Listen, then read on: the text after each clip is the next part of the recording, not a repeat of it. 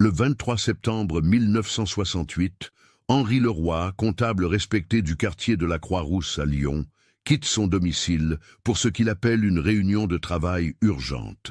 Il ne reviendra jamais. Pendant 27 années, son épouse Marguerite cherchera désespérément des réponses, scrutant chaque visage dans la rue, contactant la police chaque mois, refusant d'abandonner l'espoir. En 1995, des travaux de restauration dans la vieille église du quartier révèlent quelque chose d'impensable dans les fondations du bâtiment. Ce que Madame Leroy découvre ce jour-là ne ressemble à rien de ce qu'elle avait imaginé durant toutes ces années de recherche. Comment un homme peut-il disparaître complètement dans une ville qu'il n'a jamais quittée? Et pourquoi ce lieu sacré où Marguerite priait chaque dimanche pour son retour cachait-il le secret le plus sombre de sa vie? Cette histoire va vous montrer que parfois, les réponses que nous cherchons se trouvent exactement là où nous les cherchions, mais d'une manière que personne n'aurait pu prévoir. Avant de continuer avec cette histoire troublante, si vous appréciez les cas mystérieux réels comme celui-ci, abonnez-vous à la chaîne et activez les notifications pour ne manquer aucun nouveau cas. Maintenant, découvrons comment tout a commencé. Lyon, 1968. La ville vit encore sous le choc des événements de mai qui ont secoué toute la France quelques mois auparavant. Le quartier de la Croix-Rousse, ancien fief des Canutes, ces tisserands de soie qui ont fait la renommée de la ville au XIXe siècle, est devenu un quartier tranquille où se mêlent familles ouvrières et petits commerçants. Les ruelles pavées montent en pente raide vers les hauteurs, et les immeubles aux façades ocre gardent les traces d'une histoire industrielle glorieuse. Marguerite Leroy enseigne à l'école primaire du quartier depuis 15 ans. À 42 ans, elle est une femme réservée mais chaleureuse, appréciée de ses élèves et respectée par leurs parents. Ses cheveux châtains commencent à grisonner légèrement, et elle porte toujours des tenues sobres et élégantes qui reflètent sa personnalité discrète. Chaque matin, elle traverse la place de la Croix-Rousse pour se rendre à l'école, saluant les mêmes commerçants achetant son pain à la même boulangerie. Son mari Henri, de 3 ans son aîné, travaille comme comptable pour plusieurs petites entreprises du quartier. C'est un homme méticuleux, presque obsessionnel dans son travail. Ses lunettes à monture épaisse glissent constamment sur son nez et il a développé l'habitude de les remonter d'un geste machinal toutes les quelques minutes. Henri n'est pas un homme démonstratif, mais Marguerite connaît les signes subtils de son affection. La façon dont il lui prépare du café le matin avant qu'elle ne se réveille, comment il marque les pages du journal qui pourraient l'intéresser, les petites notes qu'il laisse sur la table de la cuisine. Leur fils Julien, 16 ans, traverse cette période difficile de l'adolescence avec plus de turbulences que ses parents ne l'auraient souhaité. Les événements de mai ont éveillé en lui un esprit de contestation que son père peine à comprendre. Les discussions à table deviennent souvent tendues, Julien reprochant à Henri son conformisme, Henri s'inquiétant de voir son fils s'éloigner des valeurs qu'il tente de lui transmettre. Marguerite joue souvent le rôle de médiatrice, essayant de maintenir la paix dans un foyer où les générations semblent parler des langues différentes. La famille Leroy vit dans un appartement de 4 pièces au 3e étage d'un immeuble de la rue René Lénaud, une artère tranquille qui serpente dans les hauteurs du quartier. L'appartement n'est pas grand, mais Marguerite l'a rendu accueillant avec des rideaux en dentelle qu'elle a cousus elle-même et des plantes vertes qui ornent chaque rebord de fenêtre. De leur salon, on aperçoit les toits de tuiles rouges qui descendent vers le centre-ville et par temps clair, les collines du Beaujolais à l'horizon. Chaque dimanche matin, la famille assiste à la messe de 10 heures à l'église Saint-Bruno des Chartreux, un imposant édifice baroque situé à quelques rues de leur domicile. Cette église, construite au XVIIe siècle, impressionne par son dôme majestueux et ses décorations intérieures somptueuses. Le père Antoine Mercier, qui officie là depuis 12 ans, connaît bien la famille Leroy. C'est un homme d'une 60aine d'années, aux cheveux blancs soigneusement peignés, dont la voix grave et apaisante résonne magnifiquement sous les voûtes de l'église. Marguerite apprécie particulièrement ses homélies, toujours empreintes de compassion et de compréhension pour les difficultés de la vie quotidienne. Henri a ses habitudes bien établies. Chaque matin, il part travailler à 8 heures précises, sa serviette en cuir marron sous le bras. Le mercredi soir, il retrouve deux amis d'enfance, Marcel Garnier et Louis Arnaud, pour une partie de belote au café de la place. Le samedi après-midi, il s'occupe de la comptabilité de la paroisse, une tâche bénévole qu'il accomplit depuis 5 ans à la demande du père Mercier. C'est un homme de routine, et cette prévisibilité rassure Marguerite, même si elle lui reproche parfois, gentiment, son manque de spontanéité. En cet automne 1968, rien ne laisse présager le drame qui va bouleverser cette vie ordonnée. Lyon se remet doucement des grèves et des manifestations du printemps. Les entreprises reprennent leur rythme normal. Les cafés se remplissent à nouveau de conversations sur le football plutôt que sur la politique. Dans le quartier de la Croix-Rousse, la vie suit son cours habituel, rythmée par les sonneries des cloches de Saint-Bruno, les klaxons des voitures qui peinent à monter les pentes raides, et les voix des enfants qui jouent dans les squares. Mais sous cette apparence de normalité, quelque chose trouble Henri Leroy depuis quelques semaines. Marguerite l'a remarqué, bien sûr. Elle connaît trop bien son mari pour ne pas voir les signes. Ses nuits agitées, ses réveils en sursaut, sa distraction inhabituelle pendant les repas. Quand elle lui demande ce qui le préoccupe, il répond invariablement que ce n'est rien, juste des complications avec les comptes d'un client. Mais Marguerite sent que c'est plus que cela. Elle voit comment il vérifie plusieurs fois si la porte d'entrée est bien fermée avant de se coucher, comment son regard se porte nerveusement vers la fenêtre quand une voiture s'arrête dans la rue. Le 23 septembre 1968 est un lundi. Marguerite se souvient de chaque détail de cette journée avec une clarté douloureuse, même des décennies plus tard. Le matin se lève sur Lyon avec une brume légère qui flotte au-dessus de la Saône. L'automne commence à teinter les feuilles des platanes de nuances dorées, et l'air porte cette fraîcheur particulière qui annonce la fin de l'été. Henri se réveille plus tôt que d'habitude ce matin-là, vers 6 heures. Marguerite l'entend dans la salle de bain puis dans la cuisine. Quand elle le rejoint une demi-heure plus tard, elle le trouve assis à la table, fixant sa tasse de café d'un regard absent. Il porte son costume gris foncé, celui qu'il réserve habituellement pour les occasions importantes. Ses cheveux, d'ordinaire soigneusement peignés, semblent avoir été coiffés à la hâte. « Tu as une réunion importante aujourd'hui ?» demande Marguerite en versant du lait dans son bol.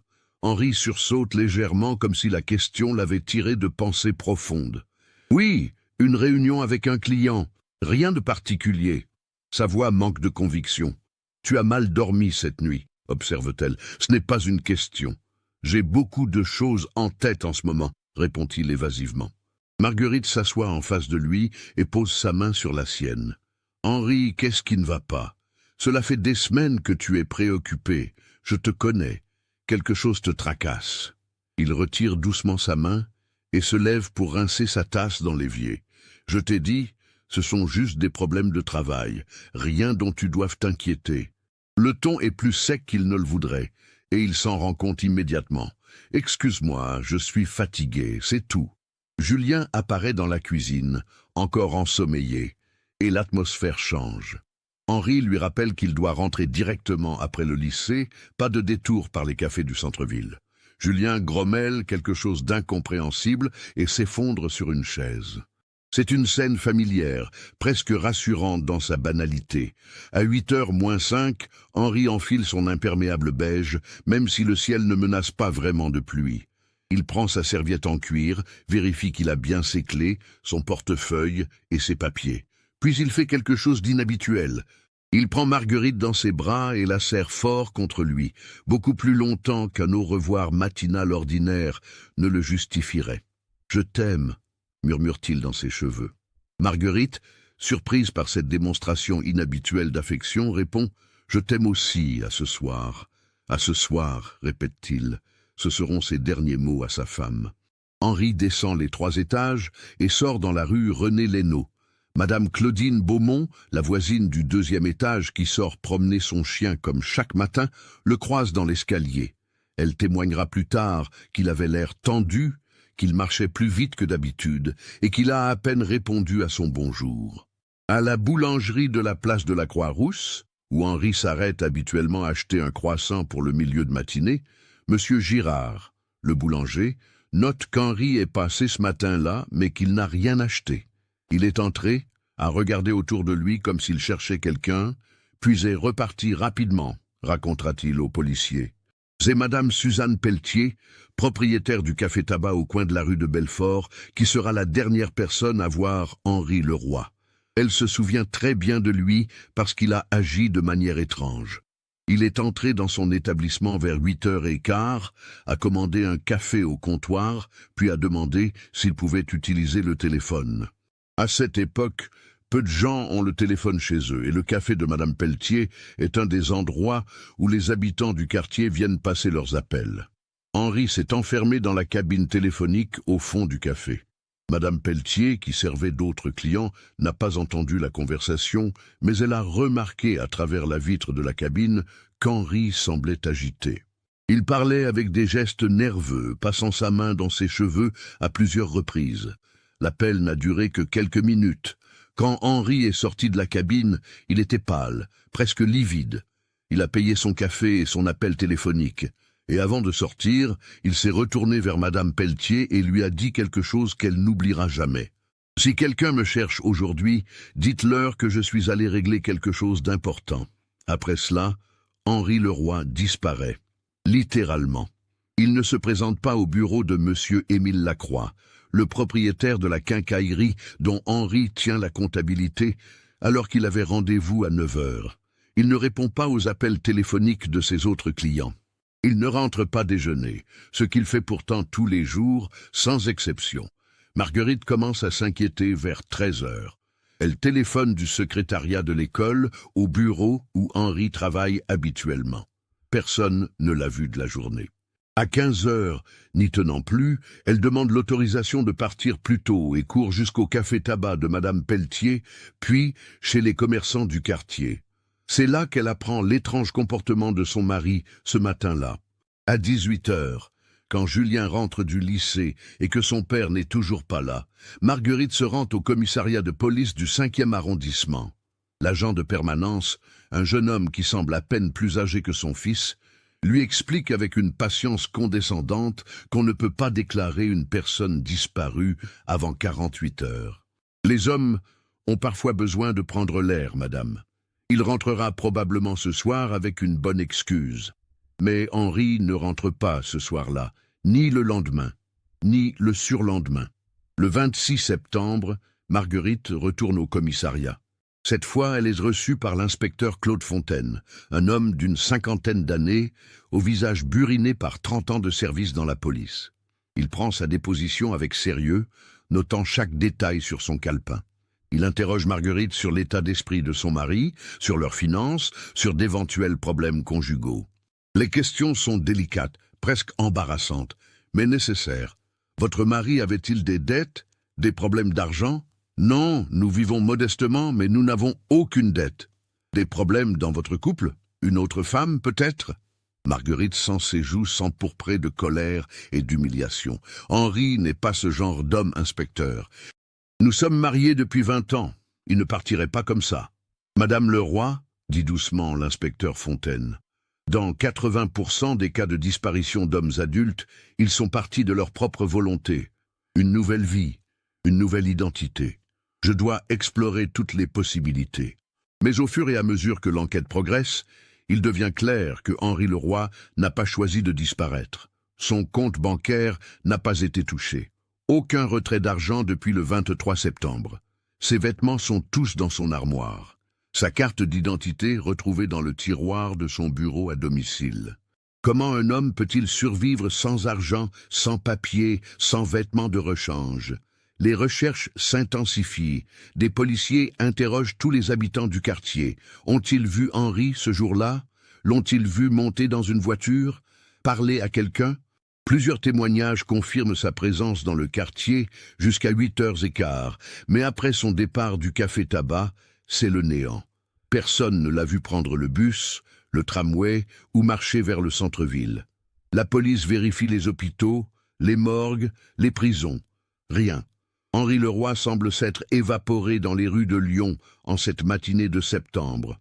Les premiers mois sont les plus difficiles. Marguerite vit dans un état de suspension permanent, incapable d'accepter la disparition de son mari, mais tout aussi incapable de comprendre ce qui a pu se passer. Chaque jour, elle espère qu'il franchira la porte avec une explication raisonnable. Chaque sonnerie de téléphone fait bondir son cœur.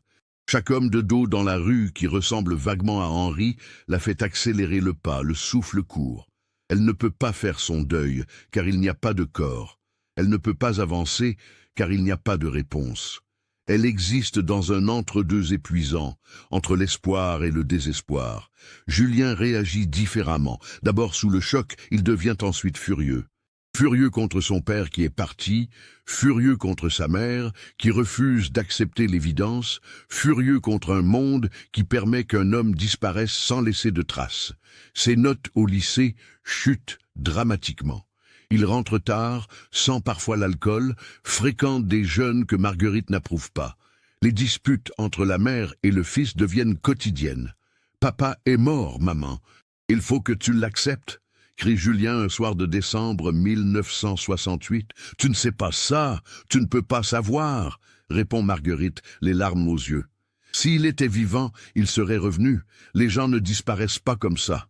Il a dû avoir un accident, quelque chose.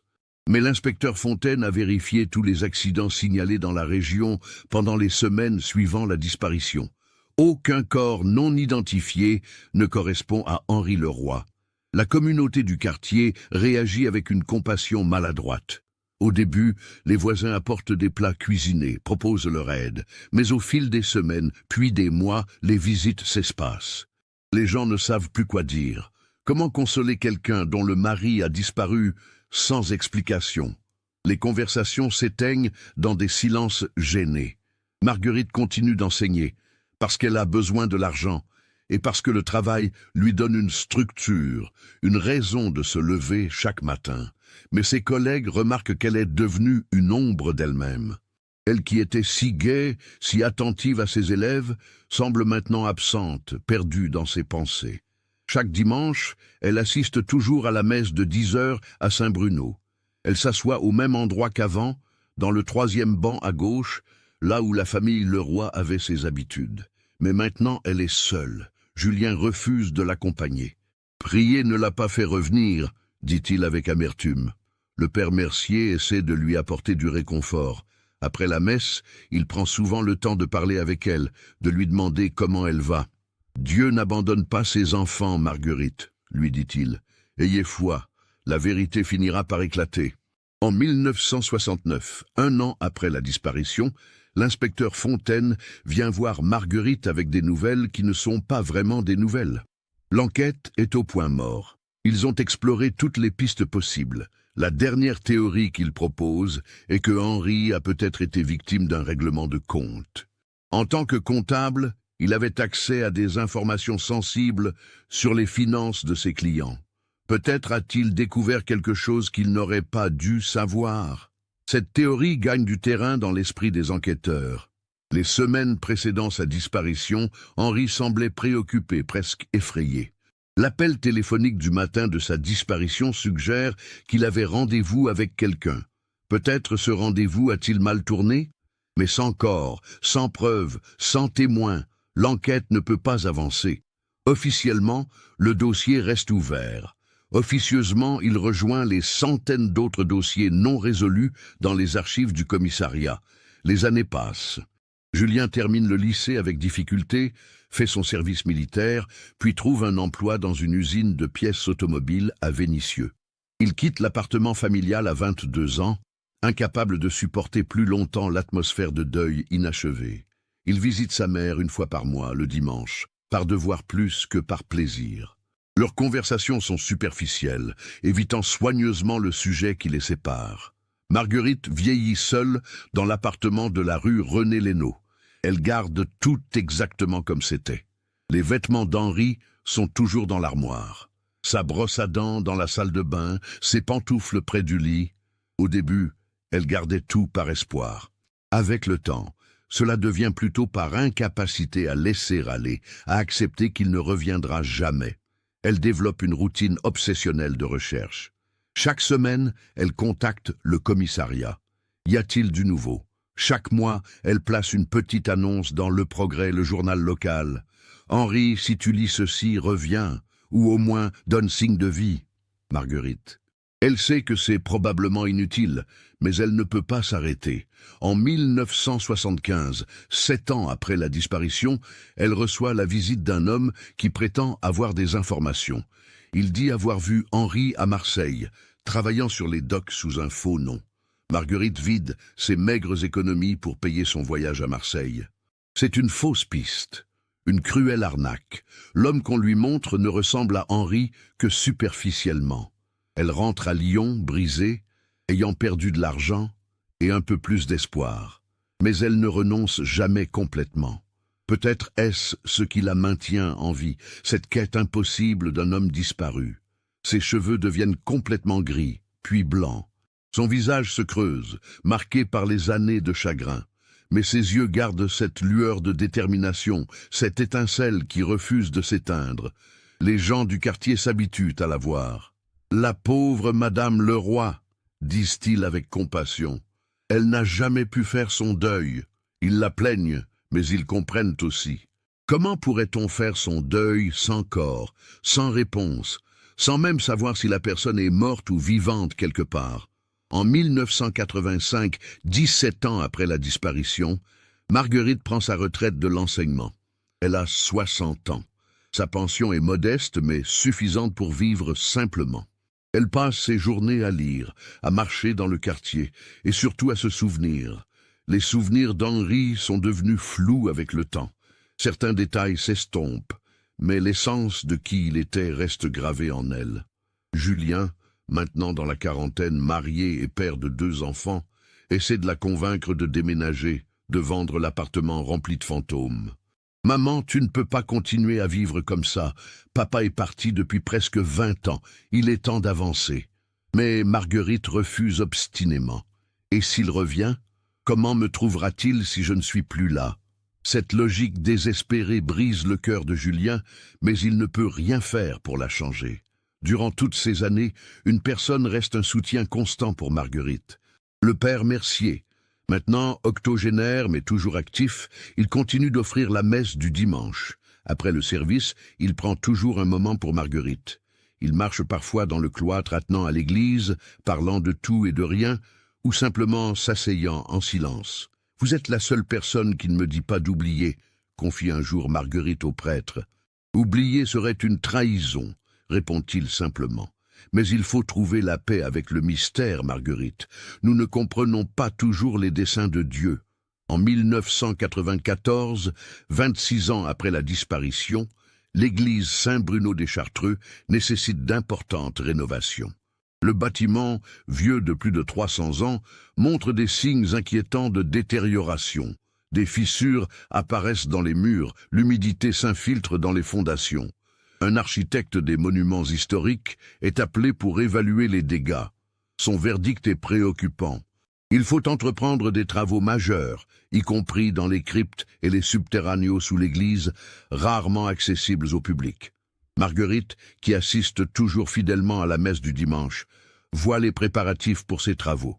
Des échafaudages sont installés, des bâches protègent les statues et les peintures.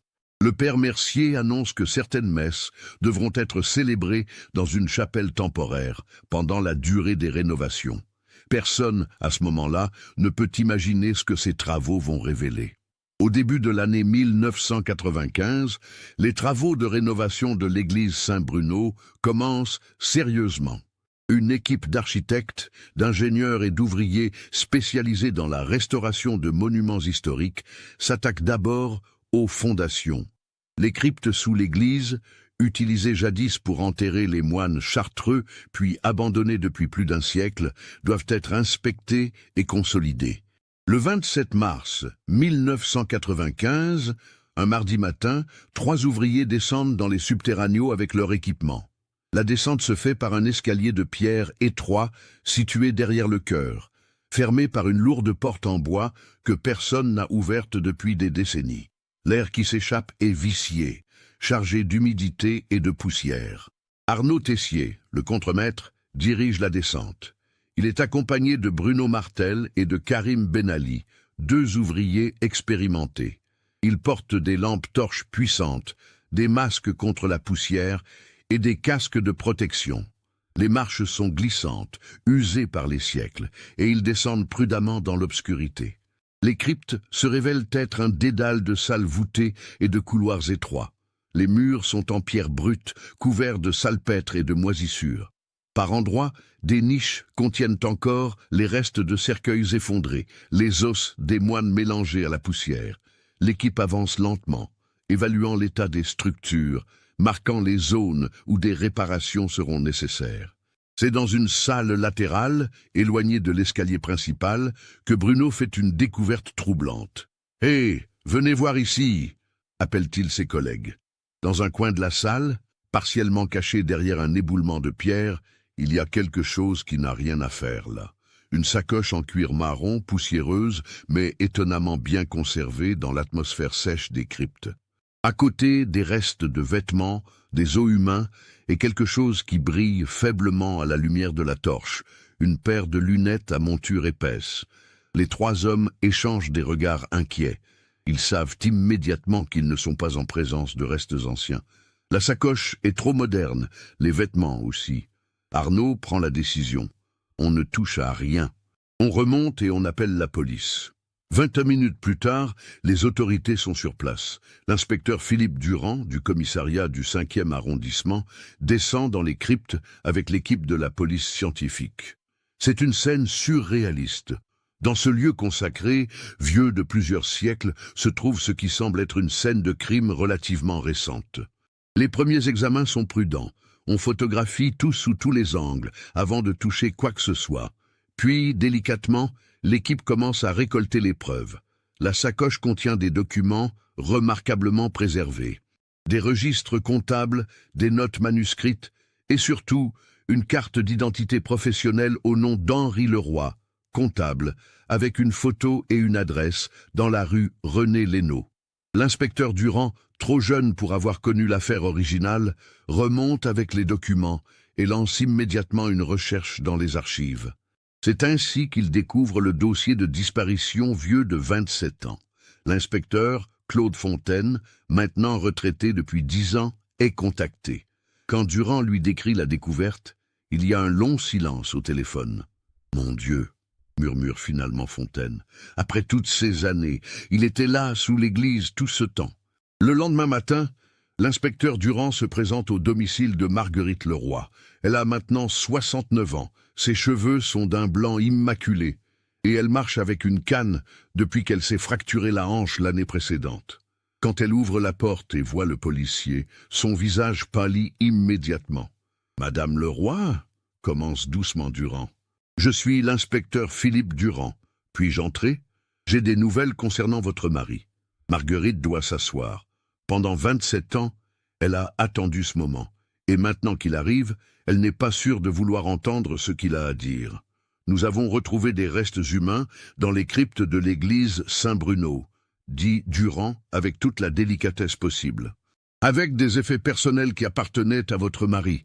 Je suis vraiment désolé, Madame Leroy, mais il semble que Monsieur Leroy soit décédé peu après sa disparition en 1968.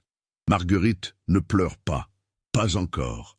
Elle reste assise, immobile, ses mains serrées sur les accoudoirs de son fauteuil. « Dans l'église ?» demande-t-elle d'une voix blanche. « Il était dans l'église tout ce temps ?»« Dans les cryptes, sous l'église, une zone normalement inaccessible. J'ai prié là-bas chaque dimanche pendant 27 ans, » murmure-t-elle. « Il était là, sous mes pieds, et je ne le savais pas. » La nouvelle se répand rapidement dans le quartier. Les journaux locaux reprennent l'histoire. Mystère résolu après 27 ans. Un corps retrouvé dans les cryptes d'une église de Lyon. Les voisins, dont certains se souviennent encore de la disparition d'Henri, sont stupéfaits. Comment un corps a-t-il pu se retrouver dans un lieu supposément inaccessible? Les analyses médico-légales commencent immédiatement. L'état de conservation des restes est suffisant pour confirmer qu'il s'agit bien d'Henri Leroy. L'identification est faite par comparaison dentaire avec les dossiers médicaux conservés par son dentiste et par l'ADN comparé à celui de Julien. Mais la vraie question demeure. Comment et pourquoi Henri Leroy s'est-il retrouvé dans ces cryptes? Et surtout, sa mort était-elle accidentelle ou s'agit-il d'un meurtre? L'enquête prend une ampleur considérable. Ce n'est plus seulement une vieille disparition élucidée, c'est potentiellement un meurtre non résolu. L'inspecteur Durand, assisté par une équipe complète, reprend tout depuis le début. Les archives de 1968 sont exhumées, chaque témoignage est relu, chaque piste réexaminée à la lumière de cette nouvelle découverte. Le médecin légiste, le docteur Alain Rousset, effectue un examen minutieux des ossements. Son rapport, rendu 2 semaines après la découverte, apporte des éléments cruciaux mais troublants. La cause exacte de la mort ne peut être déterminée avec certitude après tant d'années. Cependant, plusieurs observations sont significatives. L'osioïde, un petit os du cou, montre des fractures compatibles avec une strangulation. De plus, la position des ossements suggère que le corps n'a pas été simplement déposé là, mais placé intentionnellement et dissimulé derrière les pierres. Ce n'était pas un accident, conclut le docteur Rousset lors de la réunion d'enquête. Quelqu'un a tué Henri Leroy et a caché son corps dans ces cryptes. Cette révélation change tout. L'inspecteur Durand commence à interroger toutes les personnes qui avaient un accès à l'église en 1968. Le problème, c'est que 27 ans plus tard, beaucoup sont décédés, ont déménagé ou ne se souviennent plus des détails. Le père Mercier, maintenant âgé de 87 ans, est l'un des premiers interrogés. Il reçoit la police dans le presbytère, un vieil homme fragile mais à l'esprit encore vif. L'accès aux cryptes était théoriquement impossible, explique-t-il. La porte était fermée à clé, et cette clé restait dans mon bureau. Moi seul y avais accès.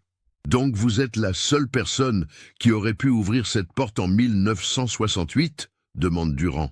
En théorie, oui, mais je n'y descendais jamais. Ces cryptes étaient abandonnées depuis des décennies. Pourquoi serais-je allé là-bas? Quelqu'un d'autre aurait-il pu avoir une copie de la clé? Le père Mercier hésite.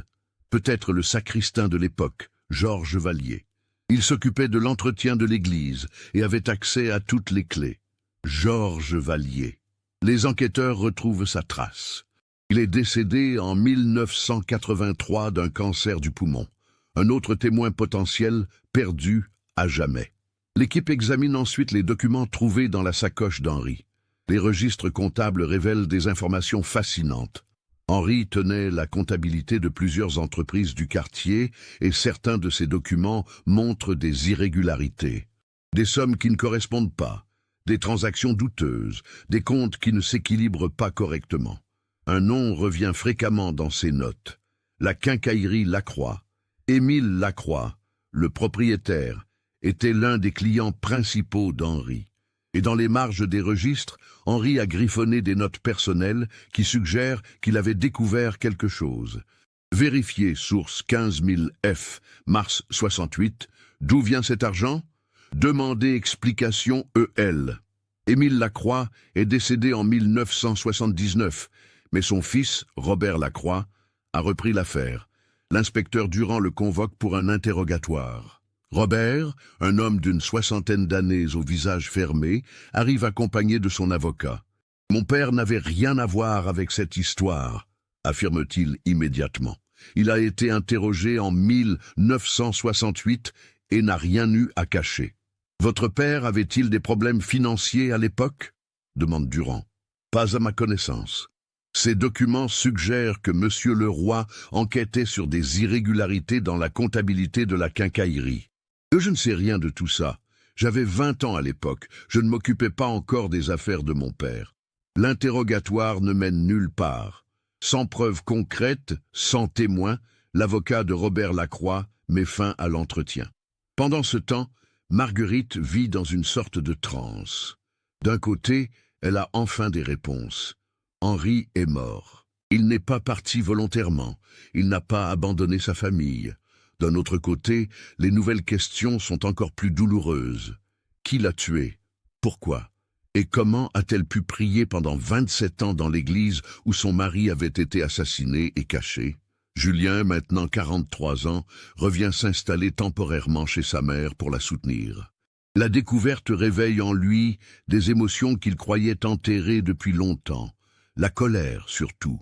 Colère contre celui qui a tué son père et a volé à sa famille 27 années de vérité. Un après-midi, alors que Marguerite est seule dans l'appartement, elle reçoit une visite surprenante. C'est le père Mercier. Il semble avoir vieilli de 10 ans en quelques semaines, comme si le poids de cette découverte l'écrasait. « Marguerite, dit-il en s'asseyant péniblement dans le salon, je dois vous parler de quelque chose qui me tourmente depuis la découverte du corps d'Henri. » Marguerite sent son cœur s'accélérer. « Qu'est-ce que c'est, mon père ?» Le vieil homme se tord les mains, visiblement en proie à un conflit intérieur. En 1968, quelques jours après la disparition d'Henri, quelqu'un est venu me voir en confession. Le secret de la confession. L'une des règles les plus sacrées de l'Église catholique. Un prêtre ne peut jamais révéler ce qui lui a été dit en confession, sous peine d'excommunication. Cette personne m'a confié quelque chose de terrible, continue le père Mercier. Sur le moment, je n'ai pas compris l'ampleur de ce qu'on me disait. J'ai cru à des remords exagérés, à de la culpabilité mal placée. Mais maintenant, avec ce qu'on a découvert, qui était-ce ? Demande Marguerite presque dans un murmure. Je ne peux pas vous le dire. Le sceau de la confession est absolu. Même maintenant, même après toutes ces années, même si cela pourrait aider l'enquête, je suis lié par mon serment. Alors pourquoi me dites-vous cela ? La voix de Marguerite tremble, parce que je veux que vous sachiez que quelqu'un a porté ce fardeau pendant 27 ans, quelqu'un qui vit peut-être encore parmi nous, rongé par ce secret. Après le départ du prêtre, Marguerite reste assise dans le silence de son salon, essayant de comprendre. Quelqu'un dans le quartier, quelqu'un qu'elle connaît probablement, sait ce qui est arrivé à Henri. Cette personne est allée se confesser au père Mercier, puis a gardé le silence pendant près de 3 décennies. Les enquêteurs, de leur côté, font une autre découverte importante. En examinant les archives de la paroisse de 1968, ils découvrent qu'Henri, en tant que bénévole gérant la comptabilité de l'Église, avait remarqué des anomalies. Les registres des dons et des quêtes ne correspondaient pas aux dépôts bancaires. De l'argent disparaissait. Henri en avait fait part au père Mercier dans une lettre datée du 15 septembre 1968, une semaine avant sa disparition. Cette lettre, retrouvée dans les archives, est explicite. « Mon père, je dois vous informer que j'ai constaté des irrégularités importantes dans la gestion des fonds de la paroisse. Sur les 6 derniers mois, il manque environ 20 000 francs. Je souhaiterais en discuter avec vous en privé avant de prendre toute autre mesure. » 20 000 francs en 1968 représentaient une somme considérable, environ l'équivalent du salaire annuel d'un ouvrier. Qui détournait cet argent? Et ce détournement avait-il un lien avec le meurtre d'Henri? Le père Mercier, interrogé à nouveau sur cette lettre, admet l'avoir reçue. Henri devait venir me voir le samedi 21 septembre pour en discuter. Mais il a annulé ce rendez-vous le vendredi, disant qu'il avait un empêchement. Il devait revenir me voir la semaine suivante. Évidemment, cette rencontre n'a jamais eu lieu. L'enquête s'oriente maintenant vers une hypothèse. Henri avait découvert non seulement des irrégularités dans la comptabilité de certains de ses clients, mais aussi dans celle de l'Église. Il s'apprêtait à révéler ses découvertes. Quelqu'un avait tout à perdre si ces informations devenaient publiques. L'inspecteur Durand obtient l'autorisation d'exhumer tous les registres financiers de l'époque, tant de la paroisse que des entreprises pour lesquelles Henri travaillait. C'est un travail minutieux, comparant des centaines de pages de chiffres manuscrits. Et puis, une piste émerge. Georges Vallier, le sacristain décédé, avait accès au fonds de l'Église. C'était lui qui comptait l'argent des quêtes, qui gérait les dons, qui déposait l'argent à la banque. Les enquêteurs retrouvent sa veuve, Jeanne Vallier, maintenant âgée de 82 ans et vivant dans une maison de retraite. L'interrogatoire de Madame Vallier est délicat. Elle est fragile, sa mémoire vacillante. Mais quand on lui parle de son mari, ses yeux s'animent. « Georges était un homme tourmenté, dit-elle doucement. Après le départ de Monsieur le Roi, il n'a plus jamais été le même. Il buvait, il faisait des cauchemars. Il est mort en se détestant. Pourquoi se détestait-il, Madame Vallier? La vieille femme reste silencieuse un long moment. Puis, comme si elle se libérait d'un poids qu'elle portait depuis trop longtemps, elle parle. Georges volait l'argent de l'église. Pas beaucoup au début, juste de quoi compléter son maigre salaire de sacristain. Mais avec le temps, c'est devenu plus important. Il jouait aux courses, vous comprenez. Il perdait tout ce qu'il prenait et devait en prendre plus pour combler les trous. Et monsieur le roi l'a découvert? Je ne sais pas exactement ce qui s'est passé. Georges ne m'a jamais tout dit, mais après la disparition de monsieur le roi, il a arrêté de voler. Il a même remis de l'argent petit à petit, sur plusieurs années, pour compenser ce qu'il avait pris. C'était comme s'il expiait une faute terrible. Tout commence à s'assembler, mais il manque encore des pièces cruciales du puzzle. L'inspecteur Durand convoque une réunion extraordinaire. Il rassemble tous ceux qui pourraient avoir des informations. Marguerite, Julien, le père Mercier, Robert Lacroix, la veuve du sacristain et plusieurs témoins de l'époque qui sont encore en vie. C'est une scène inhabituelle pour une enquête policière, mais Durand espère que la confrontation pourra faire émerger la vérité. La réunion a lieu dans une salle du commissariat, un mardi après-midi de mai 1995. L'atmosphère est tendue. Marguerite est assise entre Julien et son avocat, ses mains tremblant légèrement. Le père Mercier, visiblement épuisé, est affalé dans son fauteuil. Robert Lacroix affiche une expression hostile, les bras croisés sur sa poitrine. L'inspecteur Durand commence par résumer les faits établis. Le 23 septembre 1968, Henri le Roi a été assassiné et son corps caché dans les cryptes de l'église Saint-Bruno. Nous savons maintenant qu'il avait découvert des détournements de fonds à la fois dans certaines entreprises, pour lesquelles il travaillait, et dans la comptabilité de la paroisse. La personne responsable de ces détournements à l'église était Georges Vallier, le sacristain. Jeanne Vallier baisse la tête, honteuse, même si le crime de son mari est prescrit depuis longtemps. Mais, continue Durand, nous ne pensons pas que Georges Vallier a tué Henri le Roi. Un murmure parcourt la salle. « Pourquoi » demande Julien, la voix tendue. « Parce que Georges Vallier était un homme faible, un joueur compulsif, mais pas un meurtrier. De plus, selon les témoignages, il a été effondré par la disparition d'Henri. Il a passé le reste de sa vie dans la culpabilité et l'alcoolisme. Ce n'est pas le comportement de quelqu'un qui a commis un meurtre en sang-froid. Alors qui » La voix de Marguerite est à peine audible. L'inspecteur Durand se tourne vers Robert Lacroix. « Monsieur Lacroix, j'ai une question à vous poser. Où était votre père le 23 septembre 1968 ? Je vous l'ai déjà dit, je ne m'en souviens pas. C'était il y a 27 ans. Permettez-moi de rafraîchir votre mémoire. Ce jour-là, votre père a fermé sa quincaillerie à midi, disant qu'il ne se sentait pas bien. Même plusieurs témoins l'ont vu se diriger vers l'église Saint-Bruno vers 13 heures. Le visage de Robert Lacroix devient livide. « Votre père avait un problème », poursuit Durand implacablement. Henri le Roi avait découvert qu'il détournait de l'argent de sa propre entreprise pour financer une double vie, une maîtresse à Villeurbanne, un appartement secret, des dettes de jeu.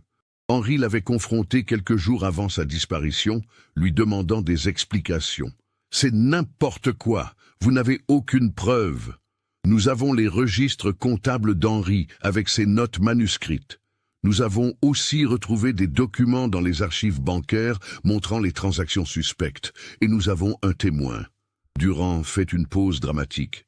Madame Paulette Girard, qui tenait l'épicerie à côté de la quincaillerie en 1968, se souvient très bien de ce jour. Elle a vu votre père partir précipitamment vers midi, l'air bouleversé. Et elle l'a revu revenir à la boutique vers 15 heures, ses vêtements couverts de poussière, comme s'il était allé dans un endroit poussiéreux. Un endroit comme des cryptes abandonnées. Robert Lacroix se lève brusquement. « Je ne resterai pas ici pour écouter ces accusations mensongères contre mon père. Asseyez-vous, monsieur Lacroix, » ordonne Durand fermement. « Nous n'avons pas terminé. » Le père Mercier, qui est resté silencieux jusqu'à présent, parle soudainement. Sa voix est faible, mais claire. « J'ai quelque chose à dire. » Tous les regards se tournent vers lui. Le 25 septembre 1968, 2 jours après la disparition d'Henri, Émile Lacroix est venu me voir en confession. Le prêtre s'arrête, visiblement en lutte avec lui-même. Je suis un vieil homme maintenant. Je vais bientôt rencontrer mon Créateur. Le secret de la confession est sacré, mais je ne peux pas emporter cette vérité dans ma tombe. Mon père, vous ne pouvez pas, commence Robert Lacroix, paniqué. Laissez-moi finir. La voix du prêtre est soudainement forte, autoritaire, rappelant l'homme qu'il était autrefois. Émile Lacroix m'a dit qu'il avait commis un péché terrible. Il avait tué un homme qui menaçait de détruire sa vie, sa famille, sa réputation. Il avait caché le corps dans un endroit où personne ne le trouverait jamais. Le silence dans la salle est absolu. J'ai demandé s'il voulait se livrer à la police. Il a dit non. Il m'a demandé l'absolution. Je la lui ai donnée car c'est mon devoir en tant que prêtre. Mais cette absolution n'a pas apaisé son âme. Émile Lacroix a vécu dans le tourment jusqu'à sa mort 11 ans plus tard. Marguerite fixe le père Mercier, les yeux écarquillés. Vous saviez, pendant toutes ces années, vous saviez que mon mari était mort, où il était, et vous n'avez rien dit. J'étais lié par le secret de la confession, Marguerite. Je n'avais pas le choix. Vous avez toujours le choix. Crie-t-elle, des larmes coulant sur ses joues. J'ai souffert pendant 27 ans, ne sachant pas si mon mari était mort ou vivant, et vous saviez. Je suis désolé, murmure le vieux prêtre, des larmes dans les yeux. Je suis tellement désolé. Robert Lacroix s'effondre sur sa chaise, la tête entre les mains. Mon père était un bonhomme, dit-il d'une voix brisée. Il a fait une erreur terrible, mais c'était un bonhomme. Un bonhomme? Répète Julien avec fureur. Il a tué mon père. Il nous a volé 27 ans de vérité. L'inspecteur Durande lève la main pour calmer les esprits. Monsieur Lacroix, pouvez-vous nous dire comment votre père avait accès aux cryptes de l'église? Robert hésite, puis capitule. Mon père, il faisait des travaux bénévoles pour l'église, petites réparations, ce genre de choses. Le père Mercier lui faisait confiance, lui donnait les clés quand il en avait besoin. Mon père avait dû faire un double de la clé des cryptes à un moment donné, je suppose. Les dernières pièces du puzzle se mettent en place. Henri Leroy avait découvert les détournements de fonds d'Émile Lacroix. Il l'avait confronté, probablement lors de l'appel téléphonique du matin de sa disparition. Lacroix avait paniqué, avait organisé un rendez-vous sous un prétexte quelconque, puis avait tué Henri. Profitant de son accès à l'église et de la confiance du père Mercier, il avait caché le corps dans les cryptes abandonnées, sachant que personne n'y descendait jamais. « Il y a une justice », dit finalement Marguerite d'une voix tremblante. « Vous avez dit qu'Émile Lacroix a vécu dans le tourment jusqu'à sa mort. Bien, j'espère qu'il n'a pas connu un seul jour de paix. » Les semaines qui suivent cette révélation sont étranges pour Marguerite. Après 27 années de questions sans réponse, elle a enfin la vérité. Mais cette vérité ne lui apporte pas la paix qu'elle espérait. Émile Lacroix est mort depuis 16 ans. Il ne peut pas être jugé, ne peut pas être puni. Robert Lacroix n'a commis aucun crime, si ce n'est celui de protéger la mémoire de son père. Légalement, il n'y a rien à faire. L'affaire est officiellement close, classée comme meurtre résolu mais impuni. Le scandale secoue le quartier de la Croix-Rousse. Les journaux locaux puis nationaux reprennent l'histoire. Un secret confessionnel qui a duré 27 ans. Un corps caché sous une église pendant 3 décennies. Les titres sont sensationnels. Mais pour Marguerite, ce ne sont que des mots qui ne peuvent pas rendre justice à sa douleur. Le père Mercier démissionne de ses fonctions malgré les protestations de l'archevêché. « J'ai respecté le secret de la confession », explique-t-il dans une lettre publique. Mais en le faisant, j'ai peut-être trahi une vérité plus importante. Je dois vivre avec cette contradiction. Il se retire dans une maison de retraite pour prêtres à la campagne où il mourra paisiblement 6 mois plus tard. Pour Marguerite, les obsèques d'Henri peuvent enfin avoir lieu. C'est une cérémonie simple, dans une petite chapelle loin de Saint-Bruno. Elle ne pourrait pas supporter de retourner dans cette église. Les restes d'Henri sont incinérés et Marguerite disperse ses cendres dans le parc de la Tête d'Or où ils avaient l'habitude de se promener quand ils étaient jeunes. Julien, quant à lui, trouve une forme de paix dans la vérité. « Au moins maintenant je sais », dit-il à sa mère. « Pendant toutes ces années, je t'en voulais de ne pas accepter qu'il était mort. Mais tu avais raison de ne pas abandonner. Papa méritait qu'on continue à le chercher. Les relations entre la mère et le fils, tendues pendant tant d'années, commencent lentement à se réparer. Ils parlent d'Henri, se souviennent des bons moments, pleurent ensemble les années perdues. Marguerite vend l'appartement de la rue René Lénaud. Elle ne peut plus y vivre, entourée des fantômes du passé. Elle achète un petit studio lumineux dans un quartier différent de Lyon, près de la Saône. C'est un nouveau départ, même à 69 ans. Elle découvre qu'elle peut enfin dormir sans rêver d'Henri, marchant dans des rues inconnues, l'appelant mais sans qu'elle puisse l'atteindre. Les cauchemars qui l'ont hantée pendant 27 ans s'estompent progressivement. Robert Lacroix ferme la quincaillerie familiale et quitte Lyon. La honte est trop grande. Les gens du quartier le regardent avec suspicion, même si techniquement il n'a rien fait de mal. C'est la dernière victime collatérale du crime de son père. 1 an après la découverte, Marguerite retourne une seule fois à l'église Saint-Bruno. Les travaux de rénovation sont terminés. L'église est magnifique, restaurée dans toute sa gloire baroque. Mais pour Marguerite, elle reste à jamais le tombeau de son mari. Elle entre doucement, prend place dans un banc au fond, loin de l'endroit où la famille Leroy s'asseyait autrefois. Elle ne prie pas, elle observe simplement. Les fidèles qui entrent pour la messe du dimanche, les touristes qui admirent l'architecture, les enfants qui courent dans les allées en attendant le début de la cérémonie. La vie continue, indifférente aux drames qui se sont joués ici. Puis Marguerite se lève et sort. Elle ne reviendra jamais. Aujourd'hui, Marguerite Leroy a 72 ans. Elle vit simplement, entourée de ses petits-enfants qui viennent la voir régulièrement. Elle a trouvé une forme de paix, non pas dans l'oubli, mais dans l'acceptation. Henri est mort. Elle le sait maintenant. Elle peut pleurer sans espérer, se souvenir sans attendre. Parfois, des journalistes la contactent, voulant interviewer la femme qui a cherché son mari pendant 27 ans. Elle refuse poliment. Cette histoire est la sienne, pas un spectacle pour les autres.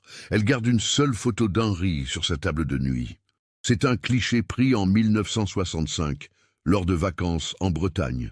Henri sourit à l'appareil, jeune et heureux, ignorant ce que l'avenir lui réserve.